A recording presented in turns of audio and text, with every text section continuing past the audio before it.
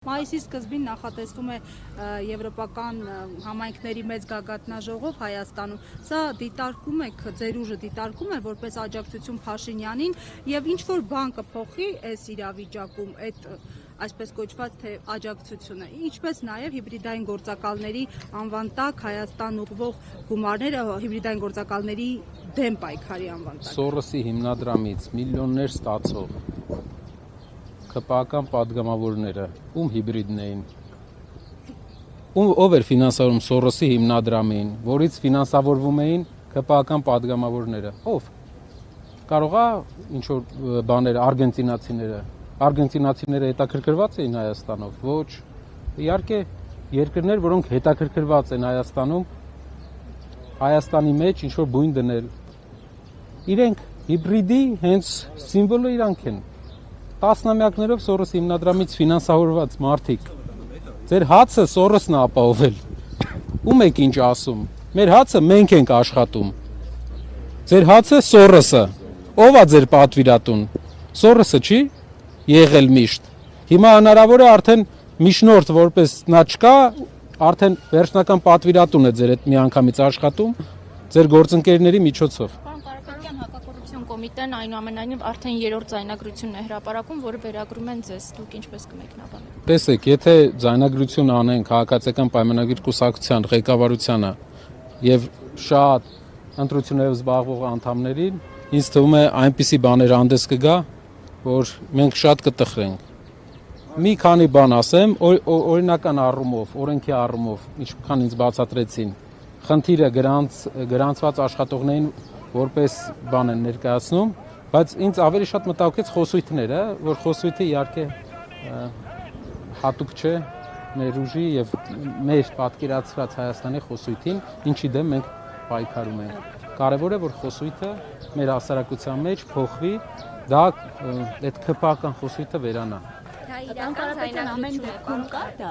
Ամենայն հավանականությամբ ձայնագրությունը մոնտաժված եւ ամենայն հավանականությամբ կողմերի մեջ ինչ որ ուղարկված մարդկանցով ձայնագրության ընթացքում էլ հարցնում են, ասում են ուղարկված ես կամ ինչ որ հատուկ եք անում, ինչ որ այդպես բաներ էլի կանեն, մենք հասկանում ենք, բայց մեր հանրությունը պետք է հասկանա, որ մեր ձեռագիրը հենց այդ ամեն ինչից Հայաստանը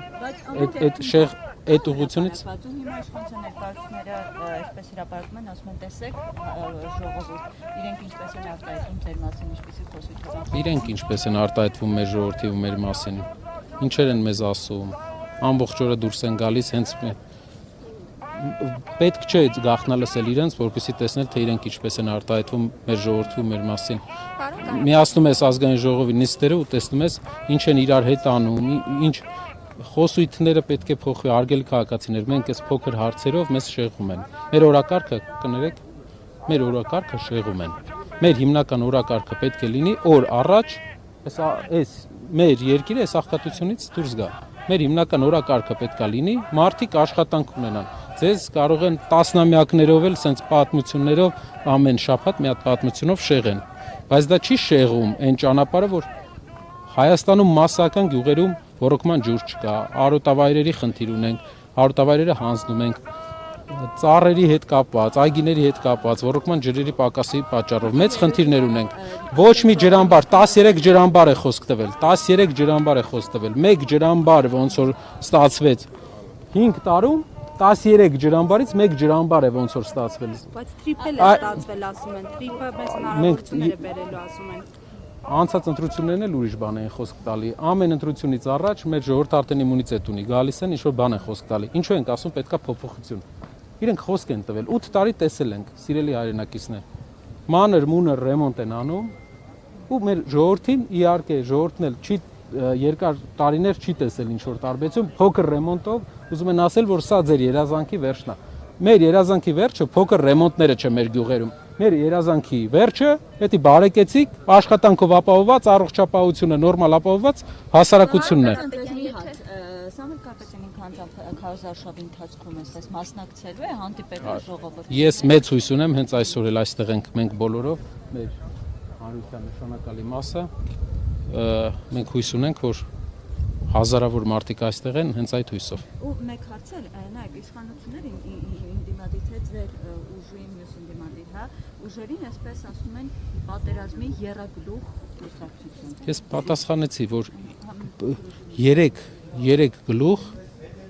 3 գլուխ, չէ, 300,000 գլուխ պատերազմ գուժող կուսակցություն է ԿՊ-ն 300,000 մարդ Հայաստան բերող, ադրբեջանցի Հայաստան բերող եւ պատերազմ գուժող։ Խաղաղության իրական խաղաղությունը դա երաշխիքներով խաղաղություն է։ Մենք թուրքերի հետ առանց երաշխիք այդ խաղաղության թուղթը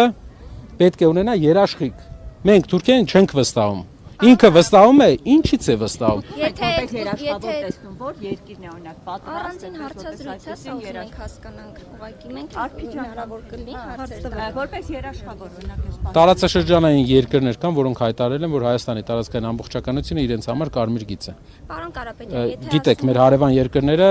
նաև կա Ամերիկա Միացյալ Նահանգները, off trip-ի նաև որպես վկա է, կփորձենք փոփոխություն տեղի ունենա, որպես երաշխիքներով հանդես գա։ Եթե ձայնագրության մեջ խնդրահարույց ոչինչ չկա, ինչ է կուսակցության ենթադրաբար աշխատակիցը գրասենյակի ասում, բաց կապով մի խոսեք, դա ինչի մասն է խոսում, ինչ է նշանակում։ Երևի տեղեկատվական հիգիենայի հետ կապված հարցեր են։ Նորմալ է, որ օրինակ ասում են այնտեղ ալիկը շալվար է առել, 200,000 տալիս ենք, 100,000 կտանք։ Ասեմ, խոսիքի մեջ շատ բաներ կա, որ կարող նորմալ չլինի, բայց եթե մենք քաղաքացիական պայմանագիր կուսակցության անդամների զրույցները լսենք մի օր, մենք շատ նորություններ կիմանանք իրենց մասին, չնայած ձեր մասն է խոսքը, իրենց մասին չէ։ Իրենց միակողմանի պետք է երկկողմանի իրենք իրենց արասներն էլ մի հատ բացեն, բայց մի բան կարող եմ ասել հաստատ, մեր ոճի մեջ խոսույթը, այդ ոճի խոսույթը մեր հանրությունից մենք պետք է հանենք, սիրուն չսեք։ Տաշիր բարեգործականը հարյուրավոր առողջապահական ծրագրեր է իրականացնում։ Մենք դեպք ունենք, որ մարդը հիվանդանոց պարկած, այդ հայտարարությունը եղել է, դրանից հետո մենք հայտնել ենք, որ չենք կարողանում ֆինանսավորենք այդ մարդուն, որպեսզի կարողանա իր առողջության հետ կապված հարցեր լուծի։ Բարեգործականը տասնամյակներով, բայց դուք հիշեք Ղումաշյանի դեպքը։ Մարդը 104 տարեկան պատերազմի վետերանին, ով կյանքում երևի ընտրության հետ որևէ կապ չունի, խոսքի մեջ, ում 5 տարի անընդմեջ աջակցել է, ծնունդն է կազմակերպել, տարբեր պատվո երեկոներ է կազմակերպել գոհարմեր։ Տարել երեխան 2 ամսեկան, ուզում են կալանավորին։ Ինչի մասին է խոսքը։ Իրանց հիմնական նպատակը շոու սարքելն է։ Պարոն Կարապետյան, վերջերս Նիկոլ Փաշինյանը գործարարների հետ էր հանդիպել, դուք չեք եղել այդ հանդիպանը կամ հրավեր չեք ունեցել իրեն։ Փաշինյանի տնտեսական քաղաքականությանը ծանոթ լինելով, ես մեծ պոտենցիալ եմ տեսնում եւ պատկերացնում եմ, թե ինչ կարեւոր բաներ են նա այնտեղ խոսացել ու ինչ մեծ հնարավորություններ է տվել մեր գործարարներին։ Եվ նաեւ վստահ եմ, որ գործարարների ներքին կարծիքով նա